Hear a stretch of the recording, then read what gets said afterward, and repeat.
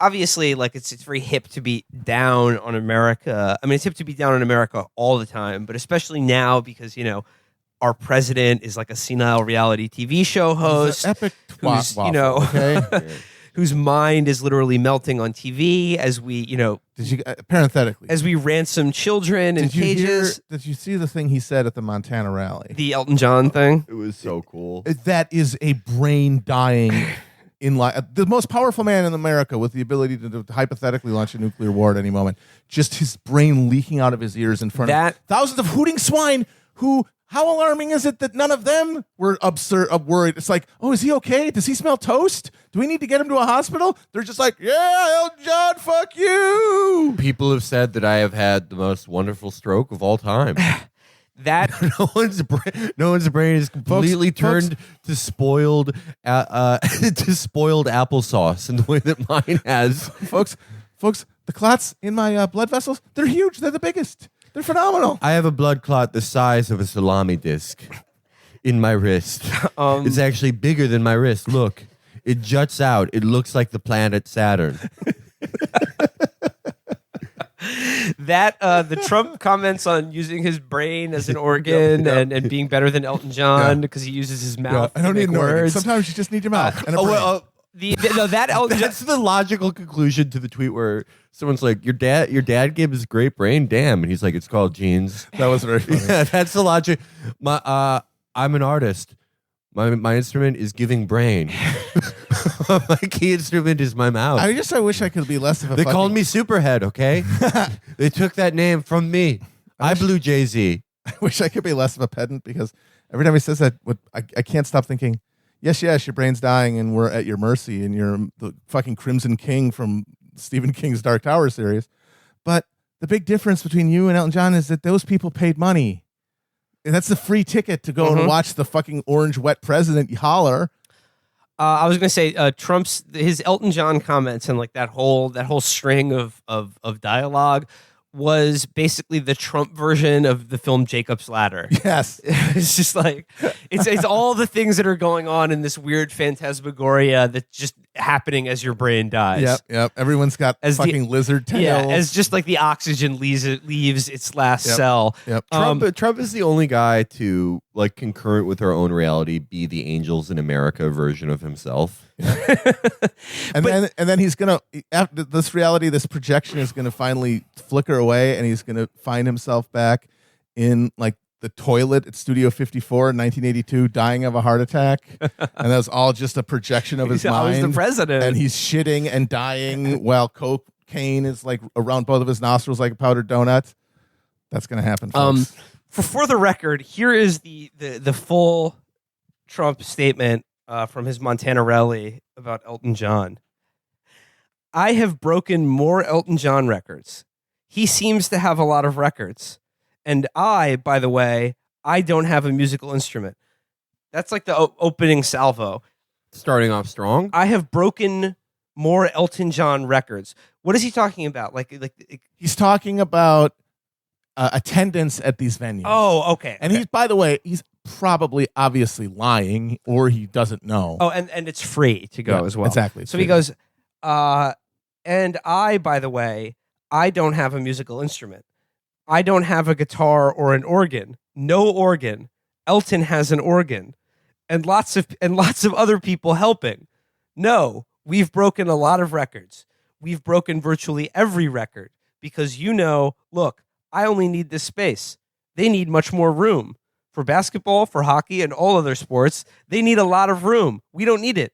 We have people in that space. So we break all of these records. Really, we do it without like the musical instruments. This is the only musical, the mouth, and hopefully the brain attached to the mouth, right? The brain. More important than the mouth is the brain. The brain is much more important. The brain is the life. The brain is the life. I am the Duke of New York. I am a number one.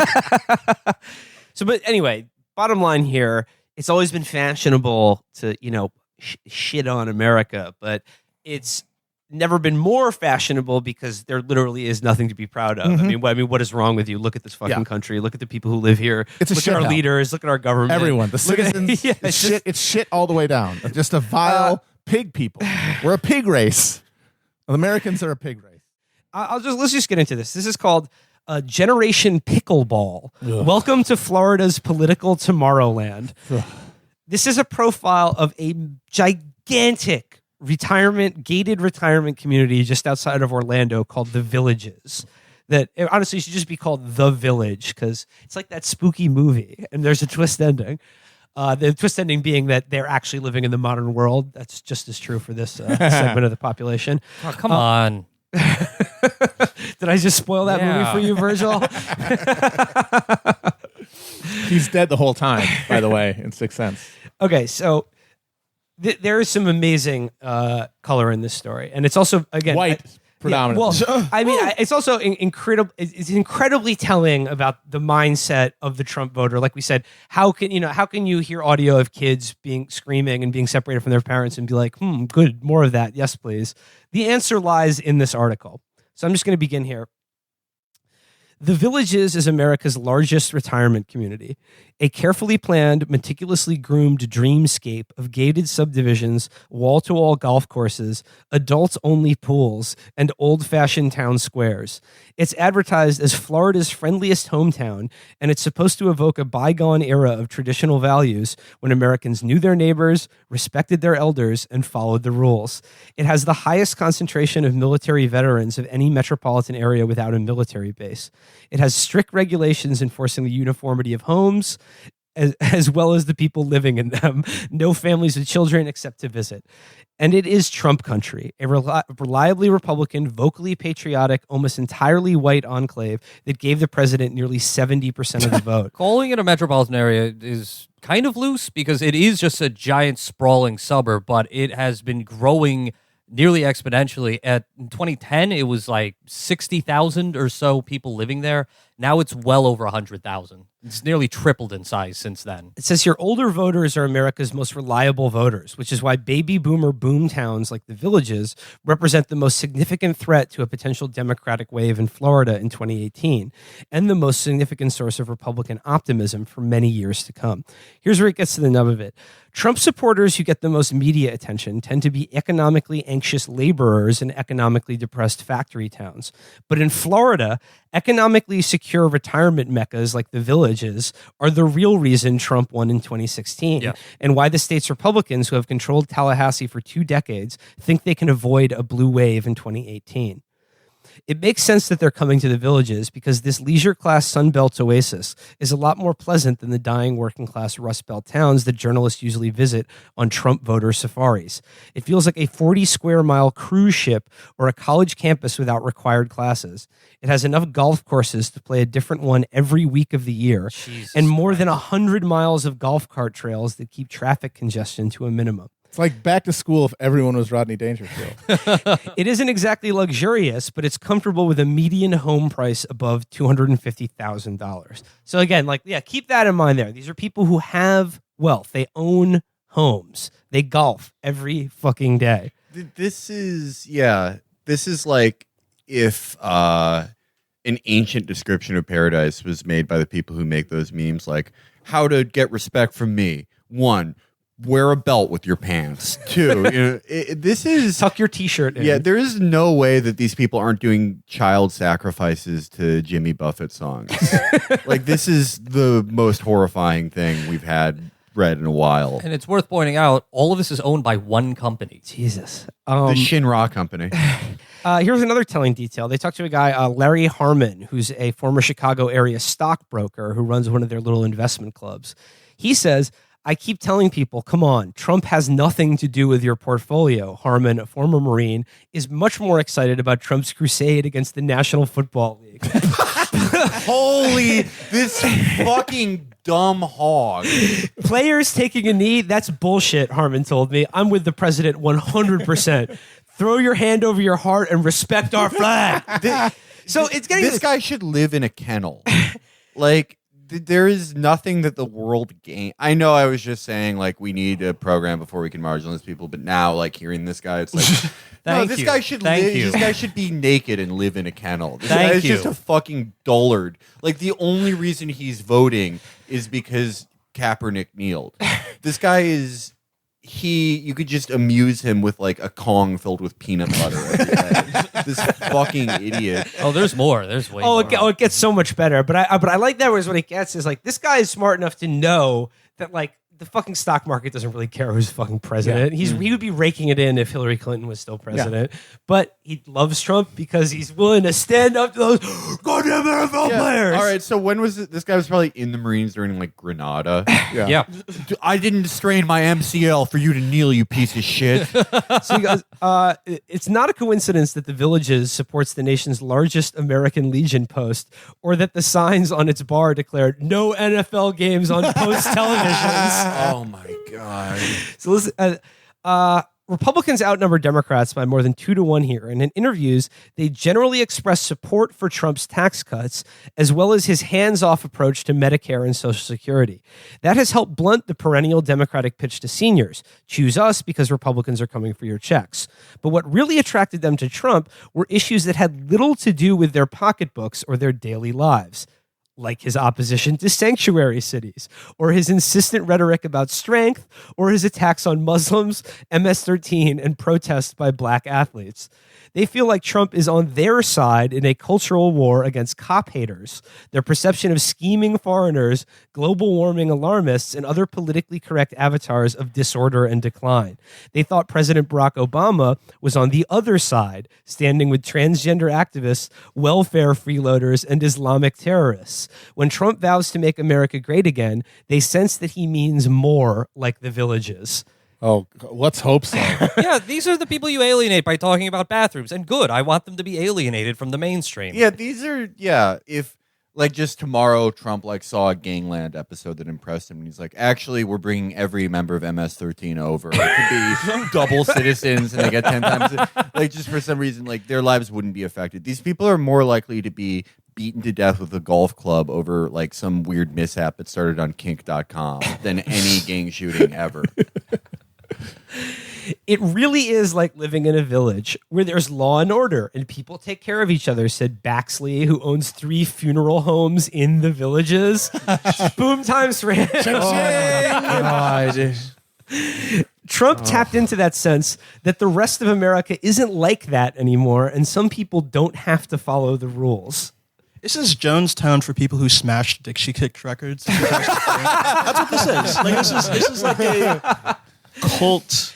And again, what is there a fact check out there or a civil, polite, reasoned argument that could reach these people? They're telling you point blank, I don't give a shit about the economy or any policy that might affect my life. I care that he's standing up to largely imaginary evil villains that lurk just outside the walls of my gated village. I think it's important for people with like a certain political program to believe in the ability of people to change, but these fucking people have always been like this and they will always be like this. What's so monstrous to me, in addition to all of the myriad just disgusting exemplars of racism and hierarchy, is that they think they're defending some city on a hill, and it's this. This is the culture that they're willing to kill the world for. They would see a million people stacked, like corpses stacked on the fucking Mexican border to protect what is essentially a giant open air TGI Fridays that's going to be underwater in 50 years anyway. Yeah, that is the fucking world that they're willing to just countenance any amount of bloodshed to maintain. They want to do the Crusades for the entire world for the Billy Big Mouth Bass. Here's some more good stuff. One recurring phrase from veterans at the Post was that they were 100% behind Trump, even though they might quibble with his tweets, his extramarital activities, or even his policies. Chet Sturgis, a 78-year-old oh my God. A 78-year-old Navy veteran who served on an aircraft carrier during the Vietnam War, disagrees with Trump about trade and immigration. He spent time in Juarez as a manager for Ford, and he believes a border wall would hurt America as well as Mexico. But he said he still is 100% aboard the Trump train because the president respects the military, stands up for freedom, and calls out the right enemies. I love it when he says fake news, Sturgis says. I only watch Fox because they're the only media that tells the truth. Hannity especially. You fucking clapping seal. You fucking dumb shit. I love what he said when the president says his catchphrase. I also voted for Urkel in 1992. The voting officials keep warning me I can't vote with pogs, so I just ate them. I choked on them. I didn't get to vote in 2012 for this reason. I just imagine thinking, the one channel that I watch that I like and that has the shiny images and everyone's yelling and their faces are all red and they got big veins pop. They're telling me the truth. How would you know? I'm not comparing it to anything. Well, it sounds right. It sounds like what I think is happening, so it must be the one telling the truth. You could wipe out about half of the worst part of the electorate, not like kill them, but just from the voting rolls by giving them a busy box and being like, here's what you vote on. You get as many votes as you like. And they'll be like, Here's some more gems. We're proud to be deplorables. We're proud to have a president who gets things done and doesn't take any crap, said Louise Neasley. Proud shithead. A 69-year-old villager from Rock Hill, South Carolina. All Obama did was play golf. When I pointed out, listen. When I pointed out that Trump plays more golf than Obama did, she didn't miss a beat. Okay, but then he goes to work. He may golf for 7 hours in a row, but when he's done, he gets in there and he watches Extra. I think David Roth made this point on Twitter, but like, I love all of the euphemisms journalists and reporters have to use now to say that Trump isn't lying. So they said Trump promulgated a falsehood today. Yeah. But even better than that is all the euphemisms that where they try to transcribe with what their sources are telling them that doesn't make it sound like all he does is yell at TV all day. They're like, Trump met with his advisors after seeing a news item that disturbed him greatly and decided to reverse course. Executive time, baby. Yeah. He gets to work after smash cut to. A lot of people say that people are unfair to Jennifer Lawrence, but actually you can tell she's a very nasty person. Look, he watches more Fox and Friends by 7 a.m. than the rest of you do in your entire life. Yeah, he has been on the phone with QVC late into the night. Neasley and her boyfriend, 78-year-old former Marine Joe Campbell, believe Obama dragged America into a virtual state of anarchy. Yep, absolutely. Even though crime rates have been dropping for decades, they carry 380 Berettas when they leave the villages in case they encounter carjackers. Damn right. Hover around jackers. A hover around with a 50 cal on the front. Right. Yeah. The warthog from Halo, but it's like bumper sticker on the back. My son dropped out of the Naval Reserves. He goes, damn right, it's dangerous out there, Campbell said. And even though the population of undocumented immigrants did not increase under Obama, Campbell is sure they've been pouring across the border. We need the wall because a lot of them are rapists and killers. And the ones that aren't, I'm tired of paying for them. Campbell says he beat up 2 hippies who spat on him and called him a baby killer when he returned from Vietnam, and he's just as disgusted by those who protest police brutality today during the anthem. He thinks that happened. To him. He thinks that it did not happen to him. Let's get that out there. There's a 0% chance that happened. But you strap him to a fucking lie detector, he thinks that happened to him because he saw it in a movie, and in the past 40 years, all the prions and fucking KFC in his brain have turned it into a fucking piece of cement. And it's turned that memory. It's like when fucking Reagan thought he'd liberated Dachau because he saw it in a fucking movie. Campbell intimated to me that after his friend got his legs blown off in Vietnam and he started his shrimp company. Matt, you're exactly right. If you hook that dude up to a lie detector and asked him about that anecdote, it would be a flat line. Yes. It would not tremble in the slightest. I guarantee that story was originally one. Then he met another Vietnam shithead who said, yeah, I also did that. And he said, oh, actually I did too. Yeah, I haven't had an easy life. Yeah, my mom had to fuck the principal of the school to get me in, but you don't see me asking for handouts.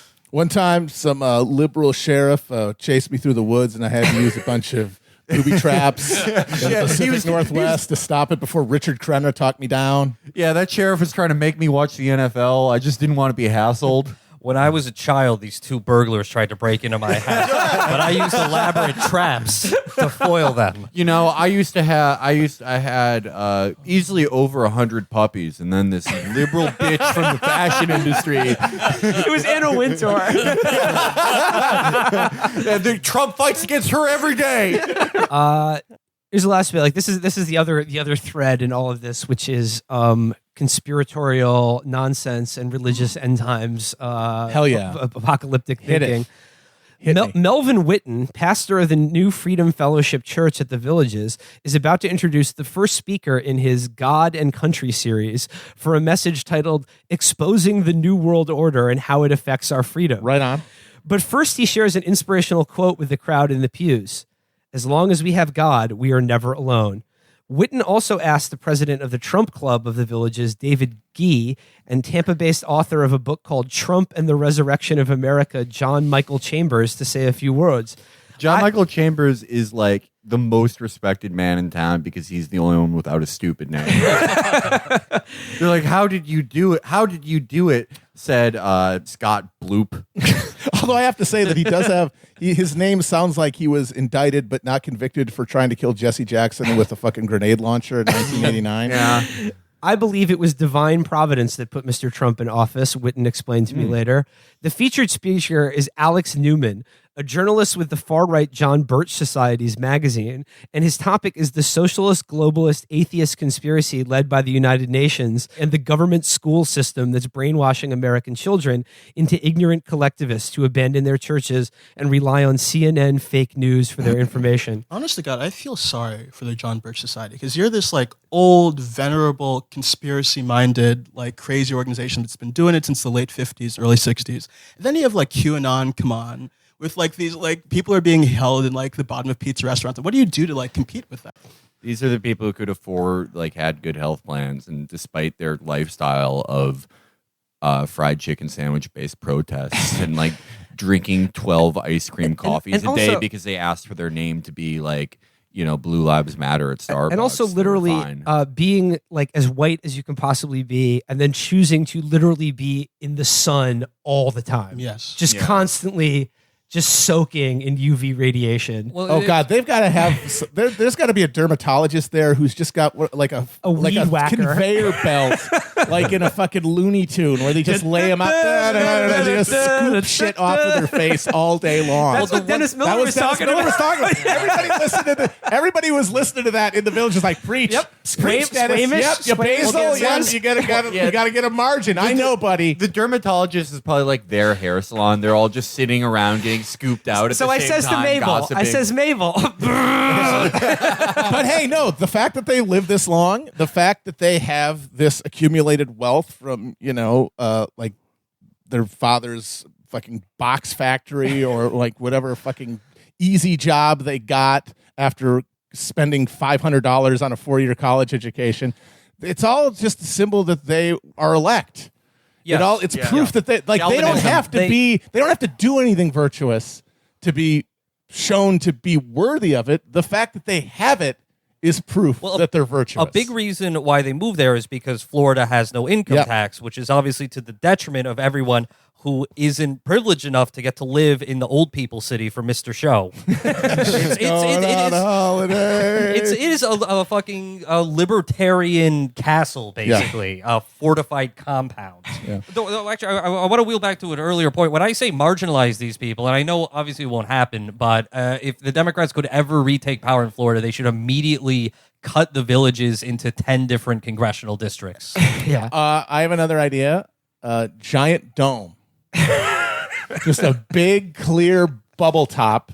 And then they can stay in there, but they can't leave. And they don't get to vote. And nothing, like, that's all they have. Those establishment Democrats. And I do want to point out, whenever we shit on the Trump swine, and they are swine, we don't need your holier-than-thou tisk-tisking that we're talking about the poor factory workers in steel towns and your romanticized version of Appalachian, the white working class. No, we're talking about these people explicitly. Refer to the article from now on. Do not contact me ever again regarding this matter. Except on literally any other matter. Please contact.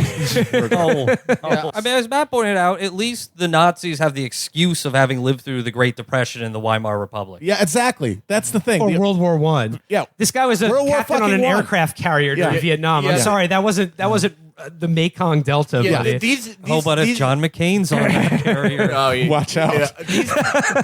These people's like Weimar hyperinflation was like Obama saluting with a latte. Like, It was miniskirts. Yeah. Like it was. Yeah, the second battle of the Somme is when they canceled Last Man Standing. So yeah, when anyone ever wants to talk about the Trump voter, or forget the Trump voter, Supporter. conservatives, Yeah. Republicans in America, Ideologically motivated conservative this people. is what you should be thinking about. Yes. These are the people that make up and are the reason why Trump has like the highest approval rating of Republicans within their party of a president, maybe ever since Yeah. Ronald Reagan at least. So, and then again, all the conservative commentators who want to tell you that they really dislike Trump and there's got to be a better way. Sorry, these are the people who support you. Yep. Yeah, That's who you got. you So- don't. Yeah, it's good to listen to people who are uninitiated, maybe even voted Republican and regret it. Just, you just don't have to do anything for people whose main pastime is going to Panera and calling the police on people they see with, like, men they see with earrings. Like, you don't have to. So let's move on now to another portrait of life in America and the people who live here and what they're thankful for. This is an article from the Daily Beast this week by Will Sommer, friend of the show, that is honestly so in tune with the Chapo mindset and worldview that we have to do it. Like I read this piece and it was just like every paragraph was just like placing a delicious caramel in my mouth and just sort of just sucking and having it melt into my teeth and gums. I'm talking, of course, about Trump fans sink savings into Iraqi dinar scam. Yes. What have we been telling you? Yes. Everything we say on this show is true. Yep. And it keeps being confirmed over and over again. Yep. When are you people gonna learn? When are people going to learn that you should be listening to us? Yeah. And everything we say is truth, and we make it happen. We can predict you into the cornfield, so don't fuck with us. President's true believers are convinced he's going to make them millionaires with Iraqi currency. Sounds about right. Yep. That's the dinar. That's the currency of Iraq. Yes. All right, you got my attention. Okay. It begins. Trump supporter Hayes Katseos. What? Fuck off. Fuck you. No. Hayes You made that up. Katseos. Whatever. Runs a North Carolina pool maintenance company. What have we been Fuck saying? you. Literally, Fuck you. Small This is an business algorithm. tyrant moron. This is an algorithm. all of our most bigoted and hysterical projections and imaginations of what the average Trump supporter is like, their stupid names and the dumb businesses that they own and work for It's are all all true.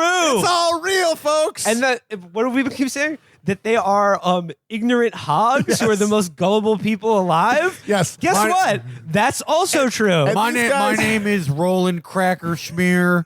I put refinish on Billy Big Mouth Bass.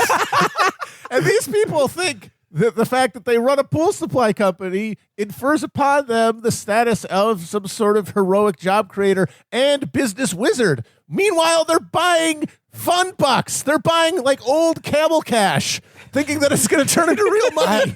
Now I have a special type of currency that only activates when the monster mash occurs. I stand to make a handsome profit. I will donate Guys, up to all of it to Donald Trump's is- re-election. This is, and again, keep in mind that keep this in mind whenever you're scolded about like looking down on these people or being mean to them. Okay. No, yeah, all these people like make at least as much as podcasters. Oh, and they live in horrible little suburban hamlets where it costs nothing to live. They're just fucking assholes to everyone they meet. They just completely They're just tyrannize miserable. every They're miserable. Miserable. they meet. Their names are idiotic. They're all of their names are Amond Orange Grove.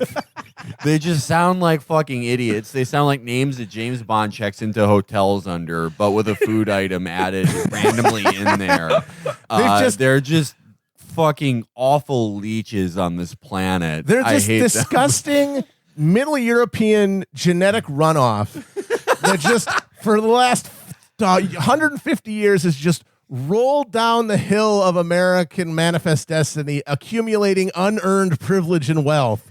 Meanwhile, the entire time just thinking that they are the fucking masters of the universe. They're fucking Ayn Rand heroes. So she owns a pool maintenance company, but she's got a side bet that she thinks might make her fabulously wealthy. The Iraqi dinar. Hell yes. Tell me The more. currency is nearly worthless outside of Iraq. But Katseos bought millions of dinars in April after watching a video of President Trump at a 2017 press conference. In the clip, Trump says with characteristic vagueness that all currencies will soon be on a level playing field. In reality... That's amazing. Can we just isolate the Trump thing? Currency devaluations. I've been complaining about that for a long time. And I believe that we will all eventually, and probably very much sooner than a lot of people understand or think, we will be all at a level playing field. Because that's the only way it's fair. That's the only way that you can fairly compete in trade and other things. That's literally, then you would just have a one world currency. Yes. That's the dumbest shit I've ever heard. There would be one currency. Why you wouldn't have other currencies? There would be no exchange rates. We have a new idea. It's called the Amero. I invented it. We love it. In reality, Trump was talking about trade imbalances with China. But like other Trump supporters who have fallen into the dinar investment scam, which has existed since at least 2012, Katseos interpreted Trump's rambling statement as proof that the Iraqi dinar would soon be worth as much or even more than the dollar. This is literally what a child thinks. Making anyone who had been smart enough to buy in an early millionaire. I love my president, and I was like, oh my God, Katseos told the Daily Beast. The purchase, Katseos said, cost her and her husband somewhere between $5,000 and $10,000, counting the cut. Let's go. Counting the cut to the company that sold them the dinars. Two of her adult children have bought millions more dinars too. Two of her adult her large dinar sons. Yeah, my two sons who just look like me but blown up, just sort of like in like Thanksgiving parade floats of me and my husband, who just sort of like waddle around floating almost exactly like a balloon, like a balloon with a bipedal balloon. They have also. This is so bird-brained. And it's astounding. Like Trump's thing was just, it was syphilitic rambling where what he means to say is like, soon everyone's going to be fair to us. Yeah. But this, like they literally think Donald Trump he's like, I've made a deal with literally every country. $1 will equal €1, will equal 1 yen, will equal, and they're like, all right, we just have to find the cheapest currency. Yeah. Why would there even need to be currency exchange then? Yeah. If it was just 111. It gets better. Like other investors in the incredibly long shot dinar scheme, Katseos hopes that Trump and the Iraqi government will somehow revalue or RV the currency. Oh, well, see, there's a short thing, so that means it's smart and it's real because they have a little term boosting for it. Its current value of less than 0.001% of a dollar to $3 or $4. Sure, of course. The country that is literally on fire all the time. Dinar promoters have claimed that near mythical event will occur for nearly a decade. But if it does, it would theoretically make a millionaire of anyone with the foresight to just put a few $1,000s into dinars. If it happens, it'll be awesome, and there'll be a huge party at my house, Katseos said. I would love to go to that party. I'm sure that party would kick ass. This is like believing that the Mahdi is Larry Kudlow. Yeah, 500 years ago, these people would have been like, well, I guess like I'm either going to, most likely I'm going to die, but I am going to sail to this place no one's ever been. I'm going to have to murder everyone on this continent to get the most gold ever. Yeah. But now it's just like, they would, if you just like not even got a short person, you just like stood on your knees in a green jacket. We're like, I'm the Lucky Charms leprechaun. You could take these people for anything. Follow me to my pot of gold. Well, this is I have been praying for something like this. Thank you, sir, Mr. Leprechaun. While it's difficult to measure how many Americans have invested in the dinar, court papers related to dinar scams often mention millions of dollars worth of dinar purchases. Dinar holders regularly tweet at Trump and various Iraqi government Twitter accounts demanding to know when they'll finally enact the RV that will let the money flow in. That'll do it. And there will, of course, embeds examples of some of these tweets. This is Betty J. Harris, who's adding real Donald Trump. Mr. President, I know you're a businessman above all else. You can balance the American budget and save an American generation if you will only stabilize the Iraqi dinar. What the fuck is his problem? Why isn't he doing Why this? doesn't he do this? Asshole. What a fucking... I mean, seriously. What if Trump loses re-election because it's just by the margin of people who got taken by the dinar scam? It's just all people are like, well, President Trump could have done the RV, but now we can't send all our kids to Liberty.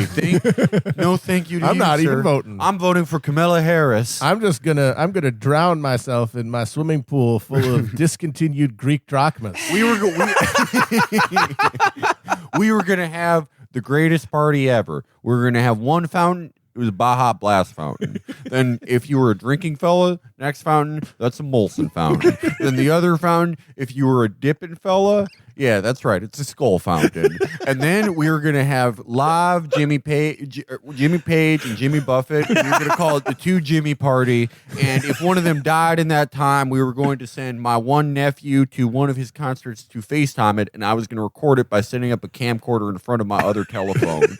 This was going to be the finest party you have ever seen in South Carolina history. And now, like all plans of mice and men, it is a pile of ashes in my mouth, Mr. President. I will be voting for your opponent, Kirsten Gillibrand and Michael Avenatti, sir. My horrible twin sons were gonna come out in that connected overalls from the Gong Show, playing a giant harmonica. My two strongest nephews were going to perform the fusion dance from Dragon Ball Z and create the ultimate nephew, the biggest nephew the world had ever seen. We were going to send nephew Alpha Bravo to the border to secure the border tactically. Now we cannot. There is a gentleman who sold me the fusion beans from Dragon Ball Z. Now we can't afford them because you have refused to perform a business scenario on the Iraqi dinar, sir. I hope you have enjoyed winning, then promptly losing my vote. My nephews remain separated and not nearly big enough to prevent the immigrant caravan from entering our union, sir. I have no choice but to vote for Antifa thug Howard Schultz. Thank you and good day, Donald Trump. This one, it gets better. Fuck. Trump supporters like Kotseas have also been drawn in by videos showing the prophecy of Kim Clement, a South African prophet whose fans believe predicted Trump's election. Before his death in 2016, Clement also often mentioned a dinar revaluation. It was like, okay, well, God said the Iraqi dinar is going to revalue, Kotseas told the Daily Beast. See, now I'm starting to be convinced. Guys, you want to pool some money here? The Afrikaner Edgar Casey says that this is going to happen. I love that, like, these people who think like they're the savviest people in the world. These are all the people who like are replying to Ocasio-Cortez. Why don't you get a damn job? Learn some economics, girl. They're like, all right, so there was a South African fella. I know what you're thinking. He was white. And he was actually one of the only remaining prophets. He's dead now. But he told me to put all my retirement funds into the Iraqi dinar. In a dream that Trump was going to appoint Charles Entertainment Cheese to the Federal Reserve, and all of my tickets I have gotten over my life will be redeemable for legal tender. Mr. Donald Trump has been speaking to his council of business elders, the Burger King, Menard from Menards. Carol Sanders. Grimace. okay. He's put aside his feud with Grimace, showing that he is presidential. Listen to this. The investors who call themselves the investors who call themselves dinarians gather on forums with names like Dinar Detective to dissect every news item for what, if anything, could mean for their dinar. On another site, Dinar Vets, would-be posters have to verify or dinarify themselves by posting a picture of their dinars to prove that they are really committed to the cause. Show me the dinars! Other fans post dinar unboxing videos on YouTube, filming themselves as they open envelopes filled with the dinars they hope will make them wealthy. On Facebook, some dinar groups are devoted to praying for the dinar reevaluation to come sooner. Oh my God. Again, I need to underscore, these are the exact same people who are just like, angrily reply to people being like, every school in America needs to learn the Constitution and markets and what American values stand for. These are the people who genuinely think that like they're the only people who understand economics, history, business, religion, and are constantly lecturing other people on how like they're too stupid and uneducated to know why Trump is a great president. Now, Miss Ocasio-Cortez, you are one handsome lady, but let me explain something to you. It's called supply and demand. Now, supply and demand, they're my nephews. And they're both very big. They're sitting on a seesaw. So that means that when supply goes up, demand goes down. And supply, okay, he's prayers. And demand, that's dinars. So when the prayers go up, the dinar goes down in relation to its previous value, which means it goes up because it's an inverted axis. It's a seesaw. This is in currency trading. This is called a seesaw, you dumb bitch. Just a few more things. Katseos herself has dived headfirst into the dinar internet, tweeting regularly about her RV theories. She's also invested in the Vietnamese dong, a dinar rival that's worth even less, and has strong feelings about various Iraqi politicians. With what's going on in Iraq right now, everything's so hopeful, Katseos said. She also spends a portion of each day in a dinar chat room where dinar holders try to convince one another that their investment will eventually pay off. Instead, she tries to promote the hopium, dinar world slang for optimism about the currency. Some people get a little negative, said Katseos, who also tweets about the pro-Trump QAnon conspiracy theory. I'm stunned. I can't believe that. No way, dude. But she's convinced she'll be able to resell her dinar and at least recover a majority of her investment. Those prospects are actually somewhat unclear. Many resellers will only buy back a portion of the dinars they sell, and they tend to sell them at already inflated prices. That's shocking. But for now, Katseos isn't selling. She said she has seen ads offering to buy back dinar, but she ignores them.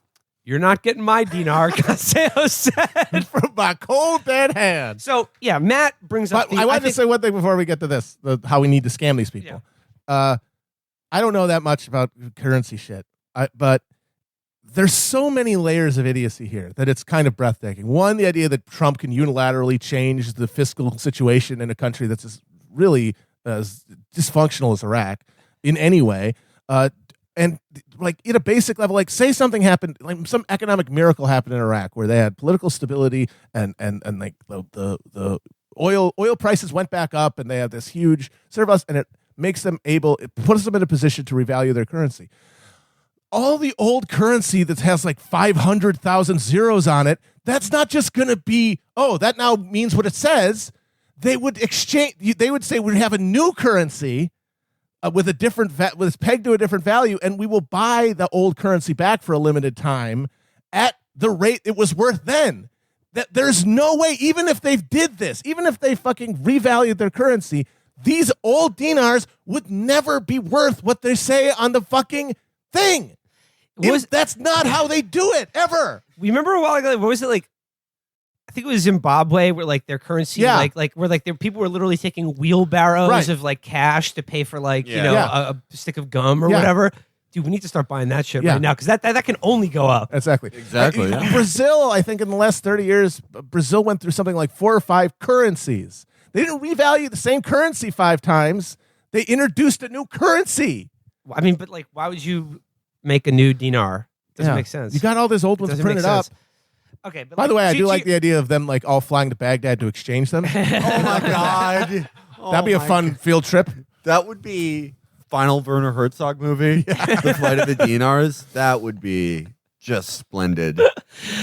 But no, Matt, the point you bring up is the correct one in terms of praxis, and I think hope for like a future socialist government is that I think we should all be coming up with ways to fleece these pigeons absolutely. all the day, every day. And here's the thing. These are the same group of people who think taxation is theft, and that like any amount of their paycheck that goes to like the government or other people is stealing from them, and they will try as hard as possible to keep their taxes as low and to avoid paying as much taxes as possible. Yet we'll turn around without batting an eye and waste $10,000 buying literally worthless currency from Iraq that they keep in like a special box that they're just like, that's gonna be my millionaire box. As soon as Trump pushes the RV button, so I think as like a future socialist government needs to come up with a secondary taxation scheme that doesn't even, it's not called taxation, but essentially the government through cutouts will pitch prophecy-backed investment portfolios to these hogs. There will be a secondary tax on them because, let's be honest, these people have too much money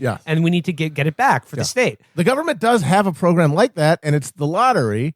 But we need more of it. We need it specifically directed to these people because these people are less likely to play the lottery than poorer people. Exactly. And also, like, there's a system for winning the lottery. We've all heard of prospectors scratch-off winning system. And the other thing is not only direct it towards these people, and the best part is because sometimes you have to pay out in the lottery. You never have to pay out. Exactly. These groups will just spend their whole life if it's backed and sanctified by their cultural worship figures like Trump. They will hold on to it forever. And like I think the key detail in here is the South African prophet. Because if this had been an American prophet, I don't think it would have gone over as well. I think because the fact that it's vaguely foreign and that he supposedly predicted the election of Trump and is now dead sort of sanctifies it. And also that he's a white Afrikaner. That's also like, they're the most oppressed people in the world right now. It's true. We need to save them. We need to allow them to immigrate to America. We all know that. But it needs to be sanctified by prophecy. You need to get some Elmer Gantry figure to like underwrite all of this and give him a cut of this. But this will be like a new tier to the American tax system that will essentially be voluntary but also mandatory. Yes. Like we'll have to figure out ways to like make sure that all of these people buy property in, I don't know, Antarctica. Or I don't know, like they're investing in the Lost City of Z. That's a good one. The Lost City of Z. That would be great. A giant golden city in the Amazon that's still waiting to be found. And when Bolsonaro finally cuts down all the rainforest, they're going to find the golden Lost City of Z finally. And if you would only buy some worthless currency now. Or a deed or something. You can buy these deeds now and you can trade them in for astronomically more what you invested in it when we find the golden Lost City of Z. The more you invest, the more you'll make. That's the ticket. Is like they have to line up with their stupid vision of the world. Like Venezuelan stocks. They're only going to go up once we get the Chavista government out of there. Just fake Venezuelan stock certificates. We're going to build. Oh my God. We're going to build a Six Flags in Kabul. You can be on the ground floor of that. You can even pick out which rides we put in. Here you go. Mohammed bin Salman is such a bold reformer. He's just taking the Islam out of Mecca.